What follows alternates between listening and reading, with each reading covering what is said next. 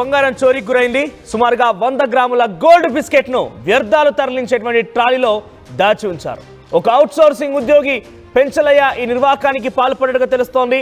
So మొత్తం మీద తిరుమల తిరుపతి దేవస్థానంలో 100 గ్రాముల బంగారం చోరీకి గురైనట్టు తెలుస్తోంది. పెంచలయ్య అనే ఒక అవుట్ సోర్సింగ్ ఉద్యోగి చెత్తను తరలించేటువంటి ఆ ట్రాలీలో దీన్ని దాచినట్టుగా తెలుస్తోంది. విజిలెన్స్ సిబ్బంది తనిఖీలు చేయడంతో ఈ విషయం బయటపడింది. నిందితుడిని ప్రస్తుతం పోలీసులకు అప్పగించారు విజిలెన్స్ సిబ్బంది. చూడొచ్చు ఆర్టీవీ స్క్రీన్ పైన వెలిశెట్టి పెంచలయ్య, ఆయనకు సంబంధించిన డీటెయిల్స్ ఉన్నాయి.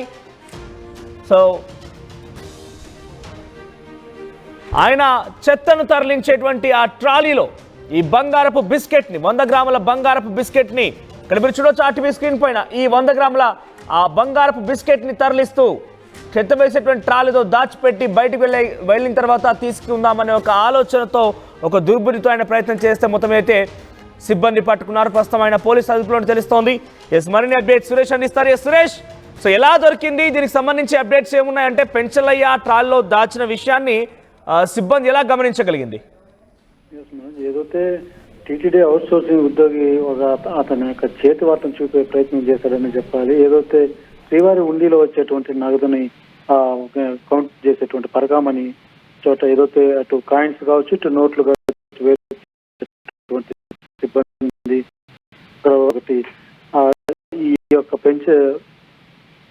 బిస్కెట్ ఒకటిని పెంచలయ్య అనే వ్యక్తి ట్రాలీలో ఏదైతే ఒక చిన్న హోల్ ఉన్నటువంటి చోట ఈ యొక్క బిస్కెట్ ని దాచేటువంటి ప్రయత్నం చేశాడు. అయితే విజిలెన్స్ విభాగం తనిఖీలు చేపడతారు. ఏదైతే ఆ లోపల నుంచి వచ్చేటువంటి ట్రాలీలు కావచ్చు వాటన్నింటినీ కూడా ఇతను తనిఖీ చేసేటువంటి పరిస్థితి ఉంటుంది. అయితే ఈ తనిఖీల్లో భాగంగానే ఆ యొక్క ట్రాలీని తిప్పించి అంటే ఒక సైడ్ కు వాల్చిన తరుణంలో ఈ యొక్క గోల్డ్ బిస్కెట్ కింద పడినటువంటి పరిస్థితి. ఆ వెంటనే ఎవరైతే విజిలెన్స్ అధికారులు ఆ పెంచలేని పట్టుకోవడం జరిగింది. అయితే పోలీసులు కూడా సమాచారం ఇచ్చి పోలీస్ స్టేషన్ తరలించినటువంటి పరిస్థితి. అయితే ఎవరైతే పెంచలయ్య ఏదైతే ఎవరికే కంటపడకుండా ఏదైతే చాకచక్యంగా మనం పెట్టాము. అంటే సురేష్, అక్కడ చెత్త వేసేటువంటి ఆ ట్రాల్లో దాచినటువంటి ఆ విషయాన్ని సిబ్బంది ఎలా గమనించగలిగింది? అంటే సీసీ కెమెరా ద్వారా చూసారా, లేకుంటే చెంచలయ్య ఆయనే చెప్పుకొచ్చారా పెంచలయ్య, లేకపోతే ఎలా జరిగింది?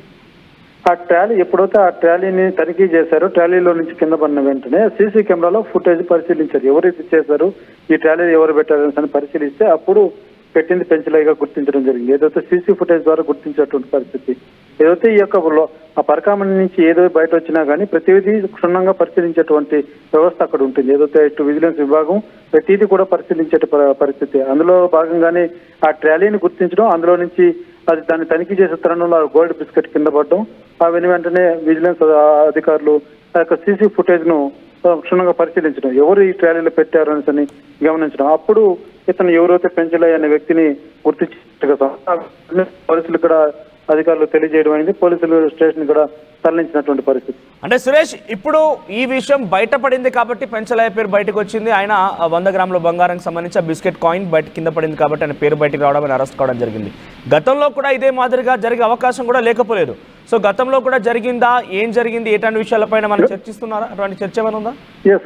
గతంలో కూడా ఇటువంటి చర్యలు, ఇటువంటి పరిస్థితులు చేతివాటాలు చూపేటువంటి ప్రయత్నాలు జరిగినటువంటివి. అయితే ప్రతిదీ కూడా ఏదైతే విజిలెన్స్ విభాగం బట్టబయలు చేసిందని చెప్పవచ్చు. ఎందుకంటే అక్కడ చాలా విజిలెన్స్ విభాగం అనేది చాలా పటిష్టంగా ఉన్నటువంటి పరిస్థితి. అయితే ఇలాంటి చేసేవారి సంఖ్య మాత్రం తరచూ అప్పుడప్పుడు ఇలాంటి సంఘటనలతో చోటు చేసుకున్నటువంటి పరిస్థితులు అయితే తిరుమలలో కనబడుతుందని చెప్పాలి. ఈ పరకామణి వద్దే కదా ఏదైతే స్వామివారి ఉండి వద్ద కూడా ఉండిలో చేతులు పెట్టి ఎత్తుకునేదాన్ని ఇక్కడ ట్రై చేసినటువంటి పరిస్థితులు కూడా గతంలో మనం చూసాం. అయితే ఇక్కడ విజిలెన్స్ విభాగం పటిష్టంగా భద్రత ఉండడంతో ఇలాంటి వాటిని పట్ల కఠినంగా వ్యవహరించగలుగుతున్నారు. అయితే ఇలాంటి వారు మాత్రం తరచూ ఏదో ఒక రోజు అప్పుడప్పుడు ఇలాంటి వారు బట్టబయలవుతున్నటువంటి పరిస్థితులు అయితే అప్పుడప్పుడు కొండ మీద కనబడుతూనే ఉన్నటువంటి పరిస్థితి. రైట్ సురేష్, అంటే ఇంకెవరైనా ఆయనతో పాటుగా భాగస్వామిగా ఉన్నారా, ఇండివిజువల్ గా చేస్తారా, లేకపోతే ఆయన సహకరించిన వాళ్ళు ఎవరైనా ఉన్నారా?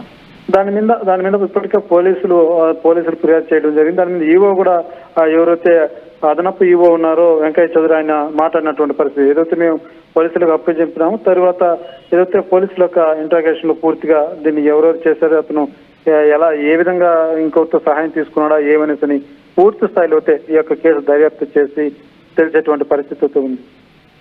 రైట్ సురేష్, సో మొత్తం మీద నిత్యం ఈ మధ్య కాలంలో తిరుమల తిరుపతి దేవస్థానానికి సంబంధించిన అంశం ఏదో ఒక విషయం చర్చనీయాంశంగా మారింది. గతంలో లడ్డుకి సంబంధించిన విషయాన్ని చూసాం, ఆ తర్వాత ఇటీవల కాలంలో తొక్కిసలాటకు సంబంధించిన అంశాన్ని చూసాం, గతంలో పుల్లు అక్కడ తిరగడం సంచారం చూసాం, పుల్లు కొంతమందిని అక్కడే ఇబ్బంది గురించడం చూసాం. ఇవన్నీ కూడా నిత్యం ఏదో ఒక రకంగా సంఘటన వార్తల్లోకి ఎక్కుతూనే ఉంది. ఇప్పుడు తాజాగా అక్కడ ఒక 100 గ్రాములకు సంబంధించినటువంటి ఆ బిస్కెట్, ఆ గోల్డ్ కాయిన్ని ఒక అవుట్ సోర్సింగ్ ఉద్యోగి చెత్త తరలించేటువంటి ట్రాలీలో పెట్టగా అక్కడ చెత్త తరలించినటువంటి ఆ ట్రాలీలో నుంచి ఆ బిస్కెట్ కాయిన్ పడిపోయింది. ఆ తర్వాత ఎవరు పెట్టారు ఏంటి అని లోతుగా పరిశీలిస్తే పెంచలయ్య పేరు బయటకు వచ్చింది. ఒక అవుట్ సోర్సింగ్ ఉద్యోగి ఈ నిర్వాకానికి పాల్పడేట్టుగా పోలీసులు సిబ్బంది గుర్తించారు. ప్రస్తుతం పెంచలయ్యని పోలీసు అరెస్ట్ చేశారు.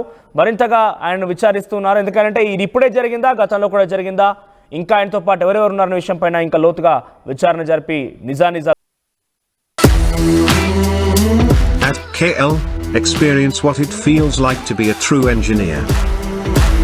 KL, deemed to be university.